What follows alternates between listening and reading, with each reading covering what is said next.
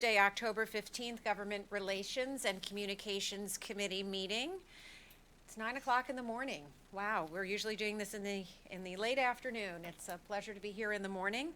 And we also have the pleasure, I know you'll probably do a formal introduction, but I can't resist welcoming Akshaya, our new student representative to our committee this morning. Welcome, Akshaya. Happy to have you here with us. Good morning to Chuck. Andrew Babson was unable to be here today, and I'm not sure where Julia is, but I'd like to turn it over in the meantime to Mr. Petiti, our administrative liaison. At this time, we don't have any. You're asking for administrative remarks? Sure. At this time, there are none. Okay. Super. So, and we have a public comment section, although there doesn't appear to be anybody who's joining us this morning, so we will move from there right into the approval of minutes. Mr. Madden, Akshaya, do you have any questions on the minutes from last month's, not last month's meeting, actually, they're from August. We haven't met in a while. Do you have any questions or concerns about the minutes from our August meeting? I do not. Okay. All right, so let's consider those approved and get down to business. Our agenda item number 1 is a review of our committee goals from this past year and see where we stand with achieving them. Okay, so we'll start right off with a recap of those goals that you'll recall we approved as a committee, I think it was last October or November. And they were, the first two were essentially carried over from the prior year, and we can discuss doing that again because they do apply year after year, that the committee will monitor, evaluate, and act upon when necessary evolving state and federal education legislation that could impact the 4 strategic goal areas of the district's comprehensive plan. That we will work with the Radnor community at large, our fellow school districts, public education advocacy organizations such as PSBA, our locally elected state and federal reps, where appropriate, to raise awareness and generate additional support of our public education advocacy work. And then lastly, communications related, involving increasing our video offerings, taking a look at our YouTube channel, and as well as our television station, and also providing some support to the curriculum department and the high school's administration to establish some more programming in the video production classes. So those were our 3 goals that were approved last year, and I can go over our evidence of completing these goals. And of course, for the first one, we all will remember the 3 resolutions that were passed over the last year. Those 3 resolutions went from this committee through to the school board and then were passed out of the school board, one in February of 2019, the other 2 in May on the same date. One involved a resolution to urge the General Assembly to invest in public schools and students, and the other 2 concerned cyber charter funding and the way cyber charter programs are established, allowing school districts to bills that supported school districts providing their own cyber programs. So those would apply to our actions that we put in place involving state education legislation. In terms of working with the community and our local representatives to advocate for our causes, we've had several reps attend different conferences and different programs locally and across the state. We hosted our own legislative breakfast, which we have done for the past several years, where we brought in local reps to discuss issues that are pertinent to Radnor and the surrounding public education community. And we also have Ms. Goldman, who represents the district on the DCIU Legislative Council, and she attends meetings on a regular basis to hear what's going on with legislation locally and on the state level. And then as far as our video services here, we were able to really ramp up our supply of video and our productions of video. We had 45 original productions that were made last year from across all the schools and the district as a whole. that does not include, the board and committee meetings that have been streamed live, just as this meeting is being streamed live right now, onto our YouTube channel where we have a repository of our committee meetings and our board meetings. When we look at our analytics of the channel, we had about 23,000 views from August of 18 until June, with about 96,000 worth of minutes of viewing time, and we added 154 subscribers over that course of time. Created a web page to house our schedule and of the programming so people can see when things are on television easily. And we were able to see that our most popular videos involved our kindness video, and welcoming people back for the school year, saying goodbye for the summer. And so we had a nice range of videos that people wanted to see, including the West Talent Show, so at the elementary level. Lastly, our office did meet with the principals at the high school as well as the teacher of the video production class over the year and tried to help with the way that class is structured, the way students are asked to create videos for the school and for the district. And I'm happy to report that I've seen a lot of those students in that class this year at a lot of the events that were taking place across the high school, covering that with their video cameras, doing interviews. So it seems that that's even ramping up too, the student productions out of that class. And I want to turn it over to the committee members for any kind of comments or questions about our efforts to reach those goals. Okay, thank you very much for that review. Akshay, I know this is your first meeting, so please don't feel any pressure, but if you had anything you wanted to say based on what Mr. Petiti just shared with us, maybe even particular your experience with the video services at the high school, and if not, that's fine too. If you do want to make a comment, just push the green button and you can speak into the microphone. Or if you would prefer not, that's fine too. Okay, all right, terrific. It's a lot to take in, I know. So you're just you'll get your sea legs, and then, you'll be raising your hand as fast as can be to speak, I'm sure, in future months. Mr. Madden, do you have any feedback? I would just like to say it seems as if it was a very busy year, and congratulate you and your group and everybody involved, making sure that we're doing the best we can through our communication and our government relations. So I'm very enthused and looking forward to this year. So that's about all I have for you. And I have a few things to say. Ditto to what Mr. Madden said. In addition, I was wondering if it would be possible to add to the evidence of completion of our goals the August, and off the top of my head, I don't remember exactly which day, but remember there was a PSBA focus group that was held, a forum that was held in Centennial School District to rally support for Federal House Bill 1878, which is calls for the fully funding IDEA, the Individuals with Disabilities Education Act. And we had U.S. Congressman Boyle and Fitzpatrick co-hosting it with PSBA, and I attended along with Jenny Lesage and George Regal.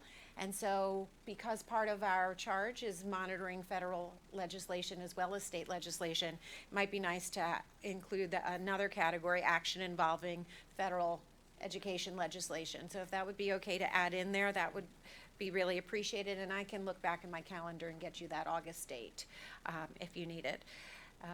The other thing I just wanted to say is that, like Mr. Madden said, we've been very busy, and that's great. I mean, the work of this committee really is crucial. I might be biased, but I know I have at least one person in agreement with me, if not others, that really everything that goes on in our schools is impacted by state and federal activity.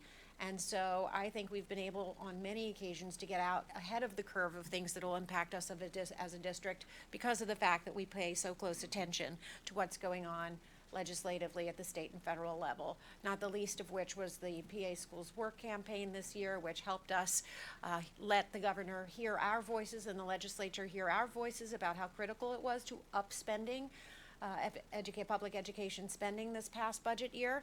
We didn't get the increase to the extent that we wanted, but it was a greater increase than we've had in years past, so that's impactful.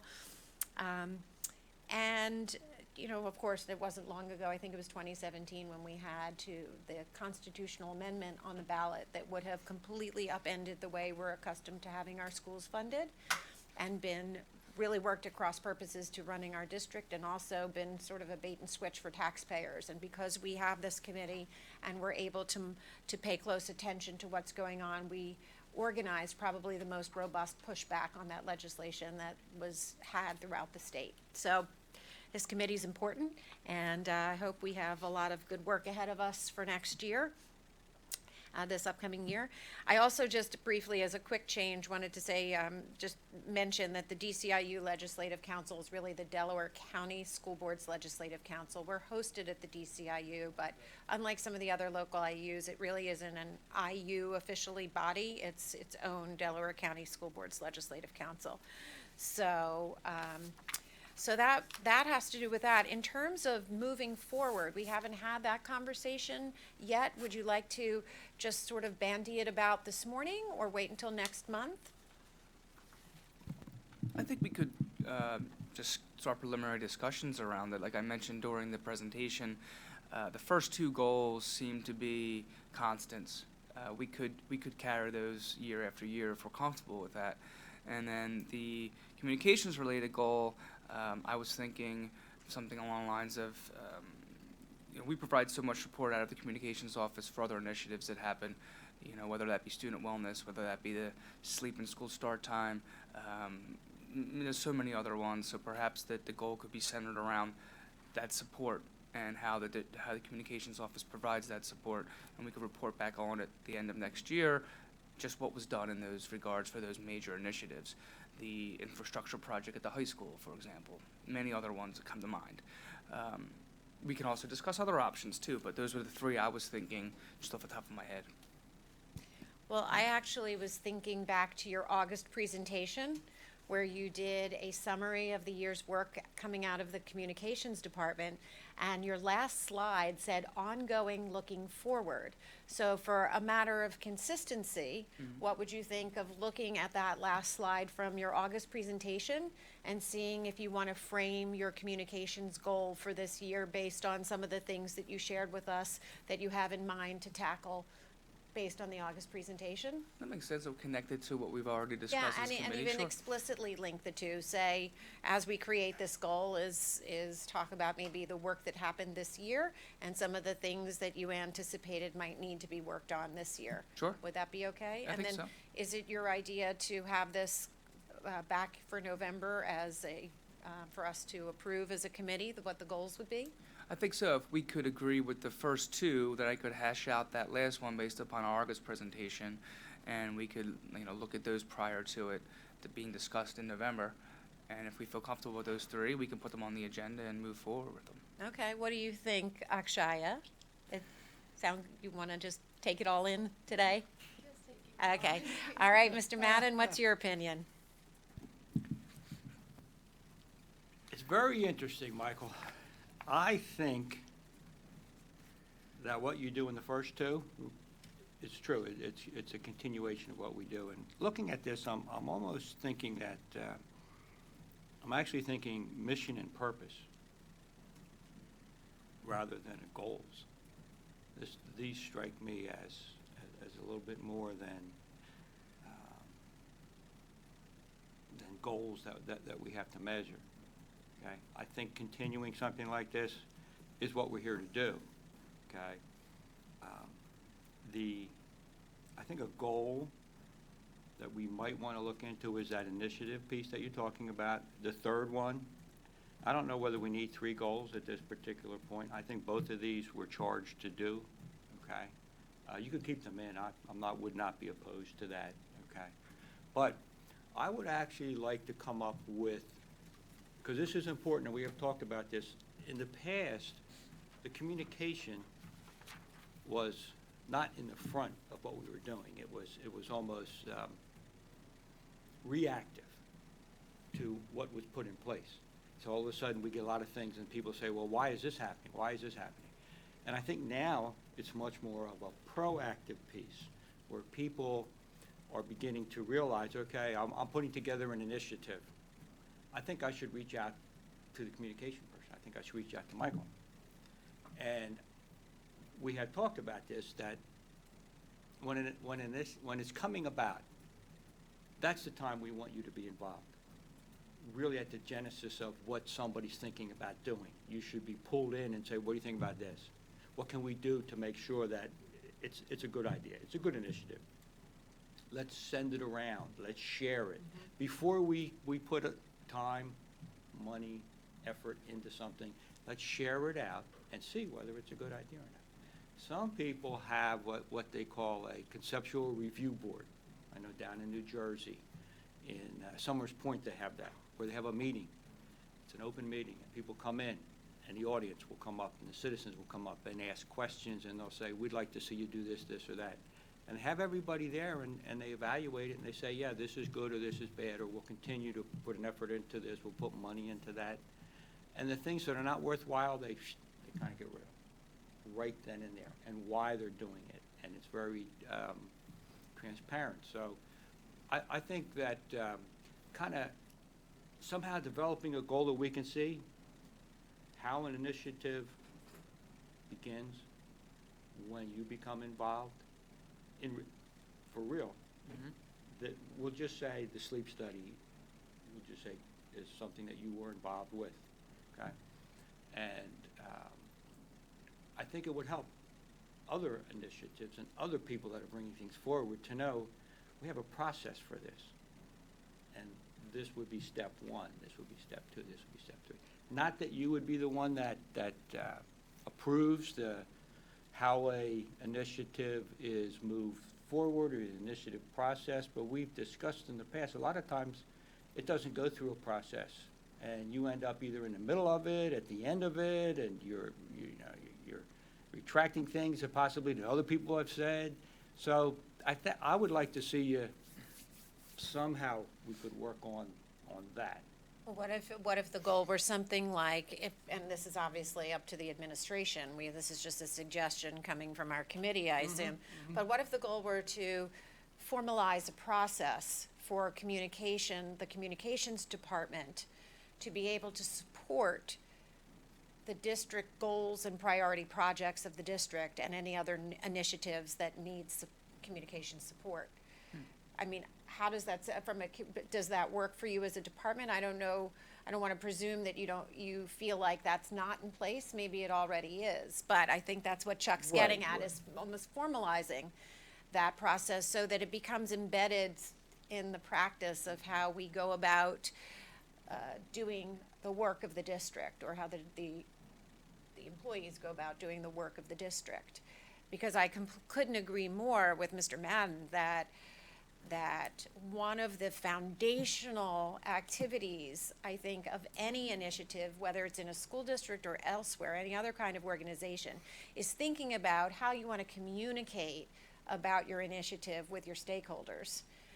To, first of all, explain why you're going to be having an initiative, how you're going to embark on it, getting feedback along the way, measuring the results after it's over. All of that is part of a comprehensive communication strategy.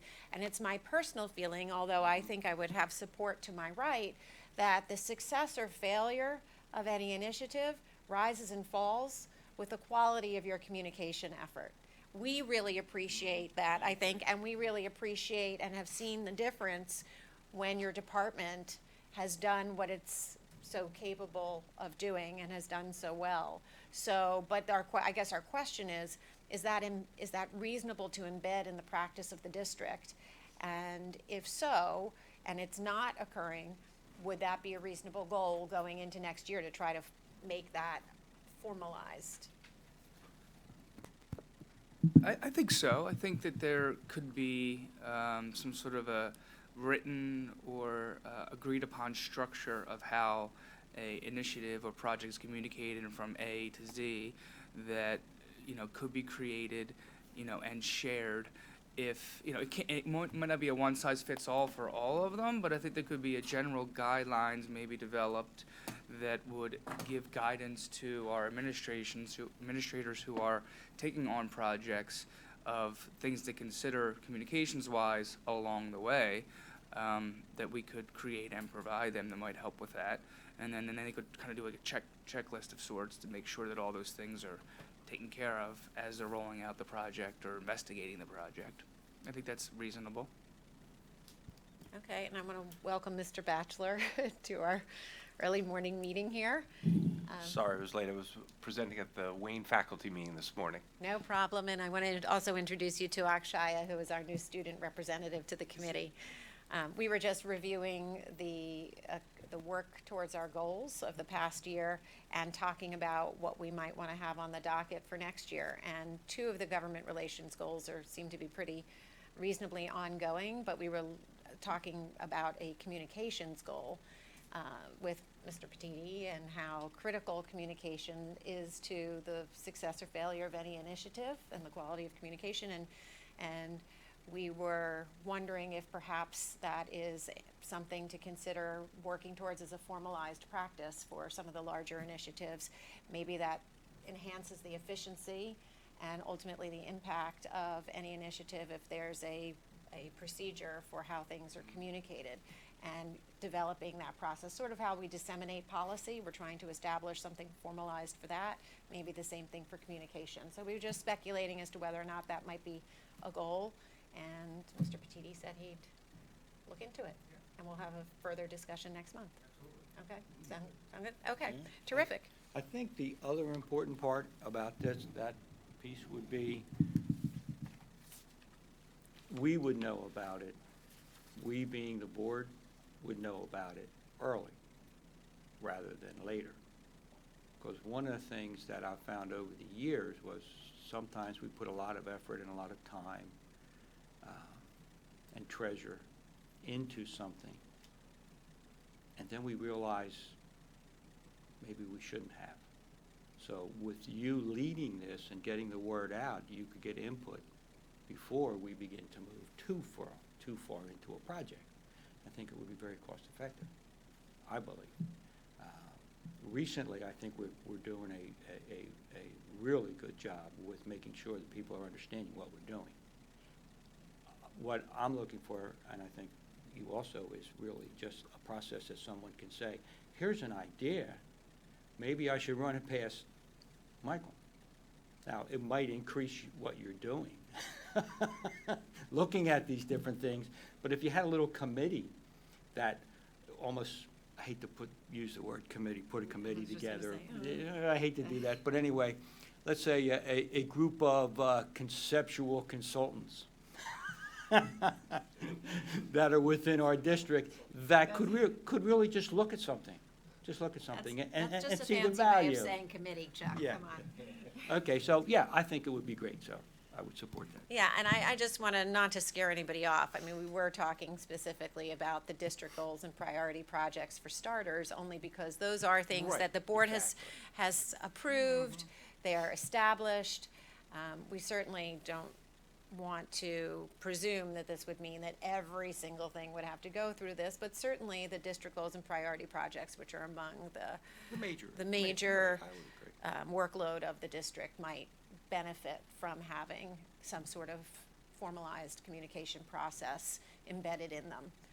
I think it benefits everybody. I mean, getting community awareness up and having people feel like they have an opportunity to participate benefits all of us, and I think also increases the efficiency, probably just from a workflow standpoint for your department, because you put a ton of hours into communications. It's just a matter of maybe knowing up front that there's a process. You could better allocate your time. It might be more efficient for you. So anyway, thank you for entertaining those ideas, and we'll revisit them in November. And with that, if there's no further comment on that agenda item, let's move into the second one, which is our legislative update. So, in your attachments and on the board docs for the public, there are two additional materials in this agenda item that can be accessed to look over the full report from the Delaware County Intermediate Unit of this legislative update from October 2nd. So I won't go over every single piece of news and update that is provided here. It is a very comprehensive and robust document. I would recommend anyone who's interested in what's going on the state level here to check it out. I took some time prior to the meeting, of course, to look through it, and I've highlighted a couple things that I thought were of particular interest for us to touch on. Most notably, the discussion, again, of property tax relief. Ms. Goldman mentioned earlier our efforts in 2017 to spread the word on the movement to move away from property taxes for funding of schools, public schools, and instead maybe do a sales tax or personal income tax. And we can see through this report that there seems to be that is continuing. While it does say that doesn't seem to be much of a large momentum in terms of it actually happening, there are bills being presented. And one of those, I'll skip to page 5, HB 76, which it says there plainly the intent of this bill is to eliminate all school property taxes across the Commonwealth, with the exception of those retained to retire current debt, and will replace those taxes with funding from the personal income tax and the sales and use tax by broadening the sales tax to include more services and products at a new rate of 7%. So when we had our push back in 2017, this was pretty much the exact language in ways. In fact, it was Senate Bill 776. Senate bill, okay. Yeah, so now it's HB, House Bill 76. So it's just switched the House there. But yeah, we had talked about in our communications around our efforts to have people vote no to this constitutional amendment, that this is what they be trying to kind of get towards, and we can see that, you know, it's kind of happening. So definitely wanted to point that out, and I turn it over to you both if you'd like to comment specifically on this. The entire legislative piece, or just this, House Bill just 76? this kind of topic, yeah, HB 76, or the topic generally of the efforts to repeal that property tax. I mean, from what I've heard from the Delaware County School Board's Legislative Council meetings is that, yes, it's come back, it will continue to come back, it's popular with constituents who don't really understand what effect this would have on them. It's been commonly referred to by those who oppose it as a bait and switch. But I'm not getting the word that it's gonna get much traction at the moment. I think some of the things that are consuming more time are teacher education, teacher evaluator reform legislation. As you know, that's coming up in the upcoming House Education Committee hearings, and also charter school reform. Okay. So Which this is is a popular thing with constituents to put out there, and there are going to be times potentially when we have to worry about it, but I'm not sure it's top of the agenda legislatively just yet. Got it. That's all. That's what I know. Chuck, you may know something different from me, but. No, I would agree. And you mentioned the cyber education programs. If you look at page 6, you'll see that Representative Sani at HB 1897, that deals with that topic. And there's a couple bullet points that I particularly pointed out or highlighted here, and I'll scroll down for those that might be watching. Yeah, now this one, he is the chair of the House Education Committee, so guess what? This one will get through committee. So whether or not it gets through the chamber or not is another thing, but he is under pretty intense pressure from his constituents who spend a lot of money on cyber charter tuitions to do something about this. So yes, but look at his bill. I mean, it's got a lot of stuff in there that's gonna want to be going through some rounds of negotiations before it really goes anywhere, I suspect. But sorry to interrupt, I just wanted to mention that. No, you said there's a lot of stuff in there, and you're correct. That's why I kind of just pulled out a couple bullet points. The first two, the most prevalent there would be the school district must offer full-time cyber education programs by the 2021-22 school year. Again, that could be, I guess, done through this part here, this second to last bullet point, if the school district contracts with a third-party vendor. So I read that, and correct me if I'm wrong, to say that a district doesn't necessarily have to embed a cyber charter in its actual district. It could contract with another company that offers those cyber programs and, run their program through that company. And then, of course, there's the second bullet point that I pointed out, that they'd have to be required to offer students with the choice to attend 3 different full-time cyber charter programs.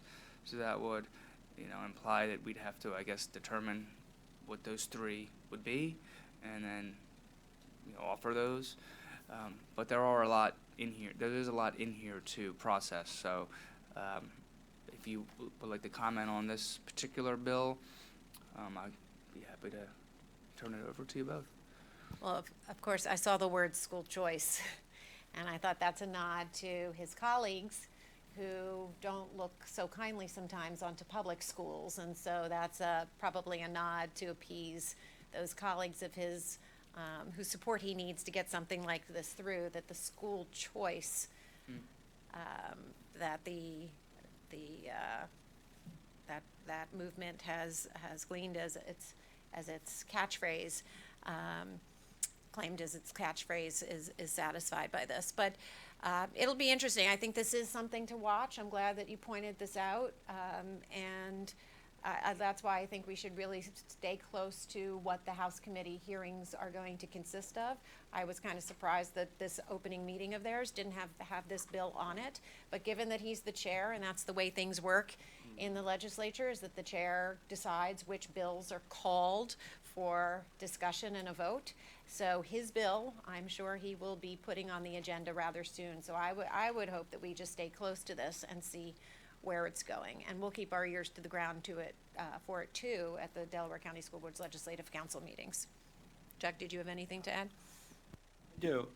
I would be interested in, for our own sake, finding out, for instance, what Garnet Valley, what the actual cost of their charter per student would be compared to what we're paying as a cyber charter, what the cost is, because we do know that it's almost like one size fits all. You charter, this is how much we pay in taxes. The Garnet Valley would be what it actually costs. So I think it would be interesting for us as this moves forward, and I hope that we can encourage Garnet to join into the conversation when they do have the meetings and go up and say, we're running this for X amount of dollars. And I do appreciate the fact of what they're doing with the charters, but it's also the cost, the one-size-fits-all cost. I think that is something, if we can at least get them to look at that, I think that'll be helpful. Well, Garnet Valley did do the superintendent of Garnet Valley did a comprehensive presentation on their in-house cyber education program at the Delaware County School Board's Legislative Council breakfast in May. So I think, if we perhaps, I have to see if Delaware, the DCIU captured that presentation and has housed it on our council webpage. But if not, perhaps Dr. Bertrando would be willing to share that with us. It was really an interesting presentation he gave to all of those who were at the legislative breakfast. I think you were there too, Mr. Petiti, right? Were you there? No. Yes. Yeah. So that was the featured topic, and he was one of the featured presenters, and he gave a wonderful presentation that spoke to a lot of the things that Mr. Madden just mentioned. So maybe we can see if Teresa and Adrian have that presentation, and if not, we can go from there. Maybe Dr. Okay. Bertrando would be willing to share it. Sure. Does that sound okay, or? Yeah, and one of the things that I think we discussed at curriculum within the last year, or maybe we discussed it here as well, are numbers of students that attend the charters. I mean, part of what prompted Garnet Valley was to try to attract those students back. Our numbers are not as high, so we've identified those numbers and talked about what those numbers look like for us and what the advantage of bringing those students back here or disadvantages.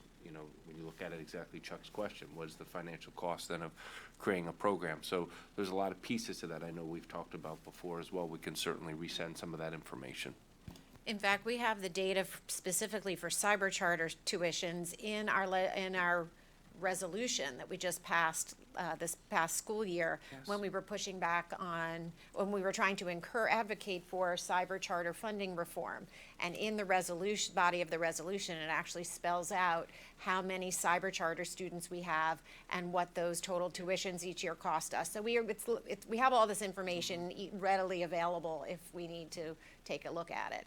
I don't think we did brick and mortar charter, but we looked into our cyber charter enrollment Yes, and you're right, funding. it is a table right there in the Yep. Resolution that goes Exactly, over the so it's costs, all so handy stuff. We're ahead of the game there, yeah. But to Mr. Batchelor's point also, different districts are impacted differently by the charter schools. And it's interesting because as I've learned through some work I've been doing at the state level, we have a very high concentration in this area of Pennsylvania of charter schools. It's not like that in other parts of the state. And so we have a disproportionate tax burden of charter tuitions here in the southeast as opposed to other sections of the state. So, but within Delaware County, our tuitions are lower compared to our neighbors like Garnet Valley and Upper Darby, for example.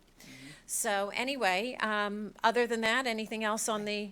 Since we're on charters, this kind of just came to me because I used to work for DCIU in the prison program, and the students that we worked with, they did receive their diplomas from the sending district. Okay?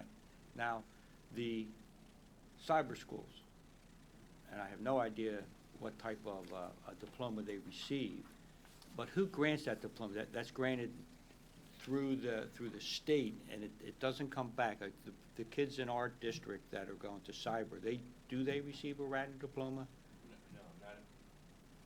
If they are going on their own to that charter school, they receive a diploma from that charter school. Okay. So the only difference would be sometimes when we're involved with, which is a special circumstance, if we're placing a student somewhere. But that's usually not a cyber charter that we're looking at, and we're discussing that. Okay. All right. Thank you.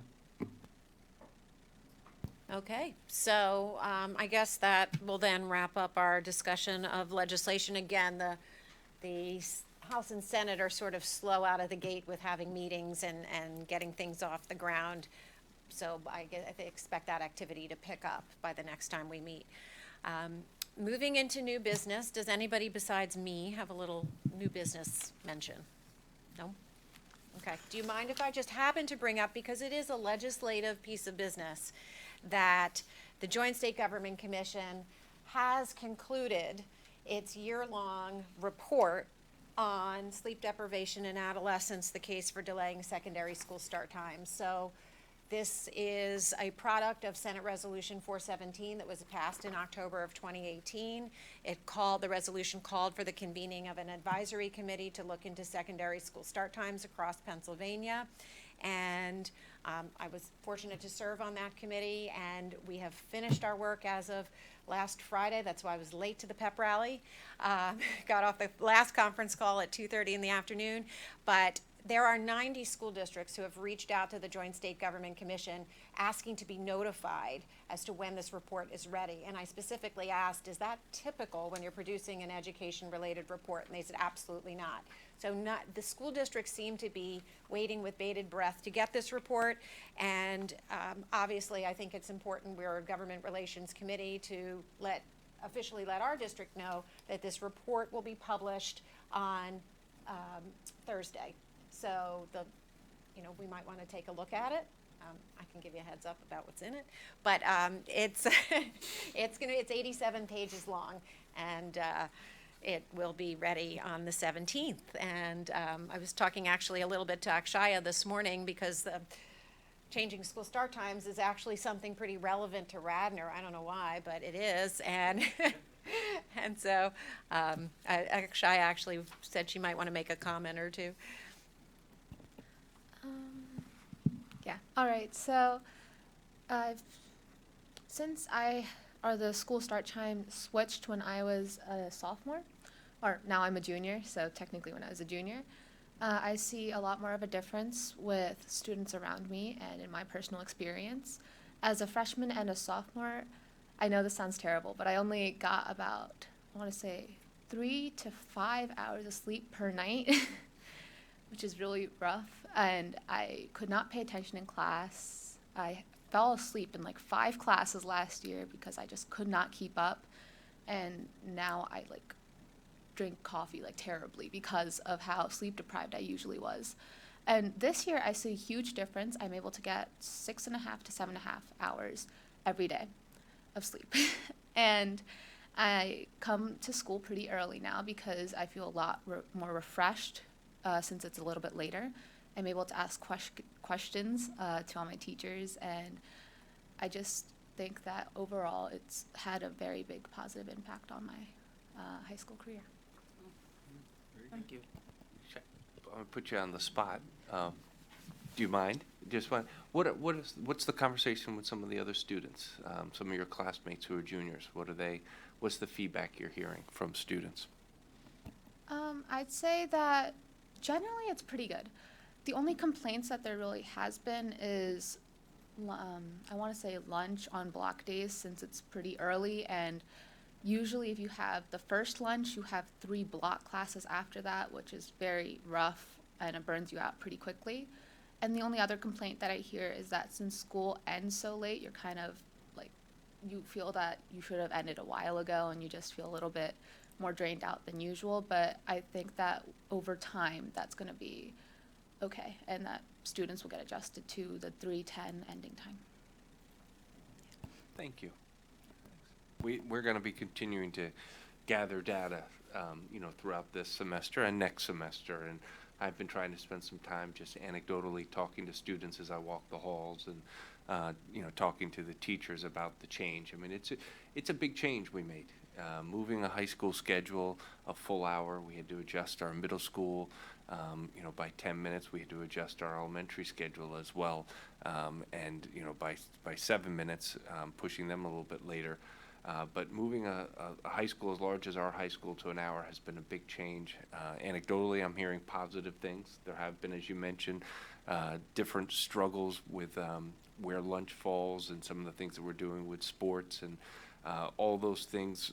We continue to work on and adjust. We've been having to make some adjustments with the transportation at the end of the day, and we've had the police there recently helping get our buses out, which has moved the traffic along and has really helped lately. So we thank Radnor Police for that help and support. So we're continuing to respond to some of the challenges and things that whenever you make a change, there's things that we can adjust. But I am encouraged by what I'm hearing from students. And I didn't realize you were going to be speaking this morning about this, so I'm pleased to hear your perspective on it. So thank you for sharing that. Thank you, Akshaya. So hopefully, Akshaya was actually starting to have this conversation with me as the meeting got started, and I thought, well, maybe this is a way for her to get her sea legs. It's something that she's familiar with and could begin to participate in our meetings at that starting point. So thank you, Akshaya, for sharing with us. So with that, I see no need for public comment, given that we have no public this morning. And so I'd just like to say thank you to everybody for being flexible with your timing and having the meeting this morning. And we'll see you next month.